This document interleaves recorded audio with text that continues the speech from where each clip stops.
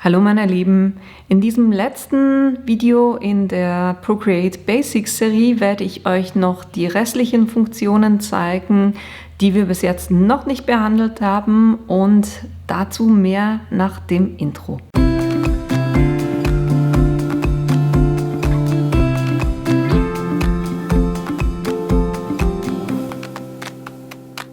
Jetzt bei den Funktionen, was haben wir uns noch nicht angeguckt? Wir sind hier eben bei diesen Aktionen.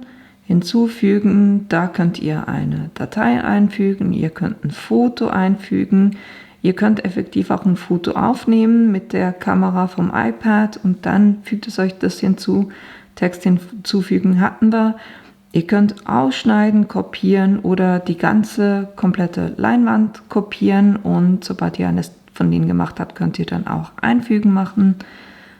Dann bei der Leinwand haben wir hier die Möglichkeit, die Größe der Leinwand effektiv zu verändern.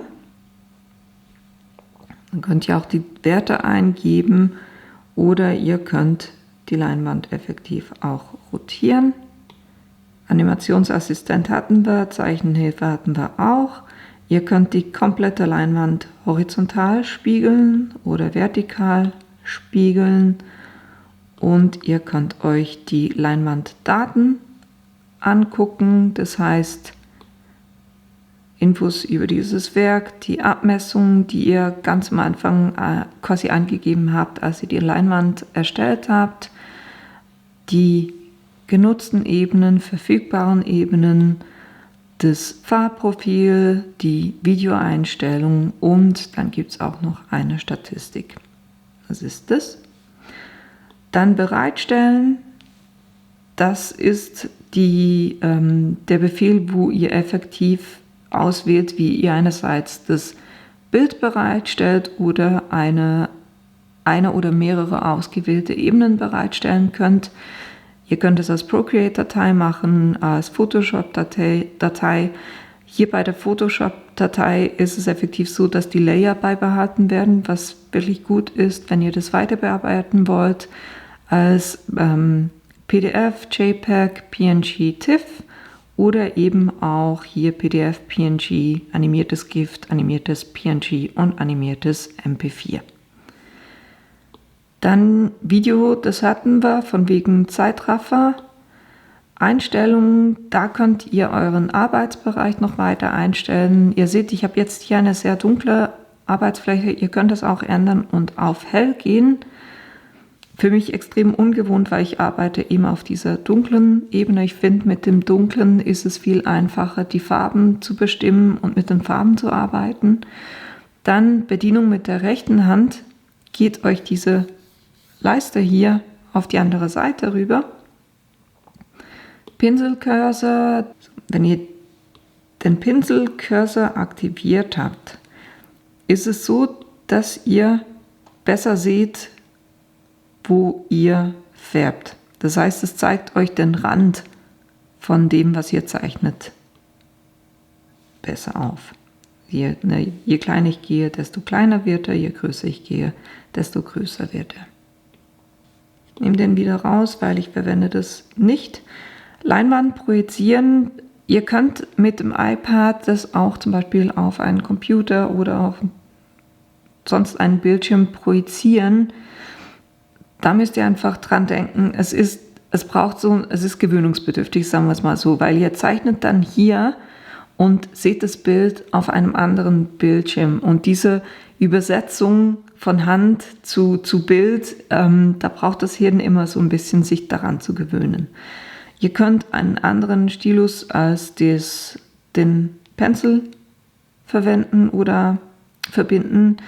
Ihr könnt die Druckkurve bearbeiten, das heißt, könnt hier, wenn ihr das Gefühl habt, der braucht so lange, bis er erkennt, dass er was schreiben soll, dann könnt ihr das hier anpassen und dann reagiert er auch schnell auf den Stift. Dann die Gestensteuerung, das hatten wir alles, ne? Und dann haben wir hier einen Wert, der definiert, wenn ich jetzt hier ein paar Striche mache, dann haben wir ja das Widerrufen mit 2 Fingern. und das wiederherstellen mit 3 Fingern. Und wir hatten auch gesagt, ein quasi schnelles Widerrufen, ich bleibe drauf und dann geht alles weg oder alles zurück. Und was sie hier einstellt, ist, wie schnell reagiert er auf das Draufbleiben. Je tiefer ihr geht, desto schneller reagiert er. Ich würde hier nicht zu tief gehen, weil das Thema ist, wenn ihr fälschlicherweise mit 2 Fingern drauf seid, dann macht es Rams und alles ist weg und das ist ein bisschen irritierend. Ich bin hier in der Regel so auf 0,7 ungefähr. Und dann die Sichtbarkeit der Auswahlmaske, das hatten wir auch. Das ist ja, wenn ihr hier einen Bereich auswählt, war das dieses Raster, wie gut das sichtbar ist. Dann hatten wir noch Hilfe und da könnt ihr Einkäufe wieder erstellen, erweiterte Einstellungen. Procreate Handbuch, das da geht es euch auf die Webseite von Procreate und dort gibt es ein Handbuch, allerdings nur in Englisch. Dann könnt ihr Procreate lernen, geht es auf YouTube zu einigen kleinen Videos von den Machern von Procreate. Dann habt ihr Support, Procreate Portfolio, Rezession schreiben, also das sind noch so die Hilfebegriffe. Und damit sind wir eigentlich mit allen Funktionalitäten durch. Ich hoffe, euch hat das Video gefallen und die Informationen waren hilfreich für euch. Das war das letzte Video in dieser Procreate Basics Serie. Aber wie gesagt, ich werde euch auch in Zukunft Videos dazu hochladen. Und naja, wenn ihr meinen Kanal bis jetzt noch nicht abonniert habt, dann tut das doch bitte, weil das hilft mir tatsächlich auch. Und wenn ihr keines meiner Videos verpassen wollt, dann klickt auch auf das kleine Glöckchen unten. Und ich hoffe, wir sehen uns in einem meiner nächsten Videos wieder. Bis bald!